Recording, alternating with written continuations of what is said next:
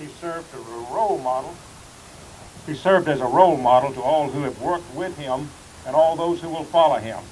In the past 17 years, my life has been blessed and improved by my acquaintance and association and friendship with Sheriff Coursey. He's proven to me that you can live your life of faith as a public servant, and it's made me a better man to know him and be around him. He's one man, both publicly and privately. You get what you get. And he felt at ease to speak his mind and his heart. He stood for right. He did not show favoritism to anyone, regardless of race, creed, or standing. For those who did right, you could find no better friend. For those who did wrong and violated the law, you could find no greater foe. He was a man of his word, and you did not have to remind him of what he told you in the past. He was an extremely religious man and saw the duty to place the words of faith upon the patrol cars in this county. He really exemplified Romans 13. We read Romans 13 and we find that the Apostle Paul stated that God provided order through government, and that if you did not violate the law, you had no right or reason to be afraid of the man with the sword and the spear and the shield, law enforcement. And he was a man that certainly stood for right, and he carried that sword and shield and protected this society. God blessed him with a deep, rich, baritone voice. And when he opened court, it sent chills up and down my spine and everybody in there. And I can assure you that there was order when he called that court to order. He's always been trustworthy, independent, and sought the best for his community in all situations. He's deeply committed to God, his wife Susan, his family, his county, and his country. His word has always been his bond. Just to know him, like I say, made me a better man. And I know that all of us are gathered here today and know that it is fitting and proper to honor him by naming the sheriff's office in honor of him. I always hate to speak and follow someone that is a good speaker and says most of the things that I was going to say. Judge Blanchard called me a couple of 3 days ago.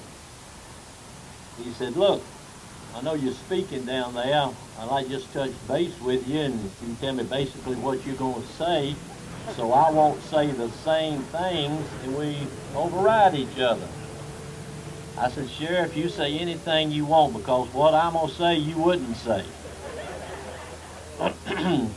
But what a great crowd.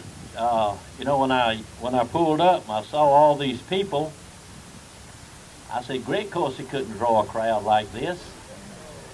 So I figured it was because y'all found out that I was speaking and you came out. But it is an honor and a privilege for me to be here today, just to be a small part of this event to honor Sheriff Greg Coursey. Greg and I have been friends for many, many, many years. I don't know how many, but many. And I can remember when he decided to run for sheriff. He had had some jobs prior to running for sheriff, of course. He didn't like them. They wanted him to work and do his job. And so he said that he wanted to find a job that he didn't have to work hard in, so he decided to run for sheriff. Now that doesn't say a lot for us retired sheriffs and us active sheriffs, but the other jobs, I remember a couple of jobs that he had. He worked a little bit in a furniture store, and he was a radio celebrity around Waynesboro. He was on the radio. He didn't go by Greg Coursey. I think he went by something Rock Bledsoe or something. I don't remember. But that didn't last long. He did not have but about 3 listeners. So that didn't last that long. But when he decided to run for sheriff, and he won.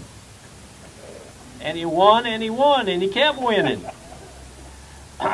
But something he does not tell people, I made Greg Coursey what he is today. he does not give me the credit that I really deserve. I can remember when he was elected. He was elected sheriff. He knew absolutely nothing about law enforcement. I spoke at his retirement dinner after him serving 36 years, and he still didn't know anything about law enforcement. But with my help and staying right there with him, we definitely we got him through it. I had some stories I was gonna tell. I call them Gregory Coursey stories, and I have plenty of them. But then he reminded me. He said, "You know, I've got that microphone last, and I know more about you than you know about me." So I kind of changed the direction I was going in. Thank you for your long-time friendship. Thank you.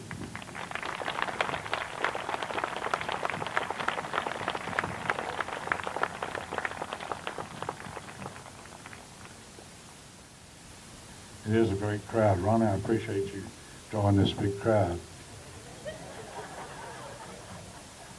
I was a little bit worried that Lucius was going to cook too much, but I put the word out that you were coming, so he'll be available for autographs. I do want to thank you. First of all, I want to thank my Lord and Savior Jesus Christ, God, for this opportunity, for making me what I am today. Without him, none of this would be possible. I wouldn't be anything. None of us would. And without him, I never could have done this job. So first of all, I give all the honor to him. I want to thank you, Sheriff, for putting on you and your staff, for doing such a great job organizing and putting this together, and for the commissioners approving this, and you presenting, and Chief Deputy Blanchard for all that you've done, and everybody, your staff, and inmates that had a part in setting all this up and doing it. And, it's first class, and I knew it would be when you said you were going to do it. Sheriff Ronnie, he was my friend. I tried to hire him when I got elected, and he had better sense to come down here. He was making more than I was. He was an investigator with Richmond County, making more than the sheriff of Burke County. But we got to be good friends, and I did call him that night. One night he called him out at Blythe. He had a murder out there, and I called him, and he came and he said, "What do you want from me?" I said, "I don't know. I just need you out here support." And the truth is, I could call the Richmond County Sheriff's Office dispatcher, and it was just like him calling me, or his jail, either one. Major Johnson was there too, and the Huffman too, I believe. So I appreciate all y'all. I won't keep you much longer.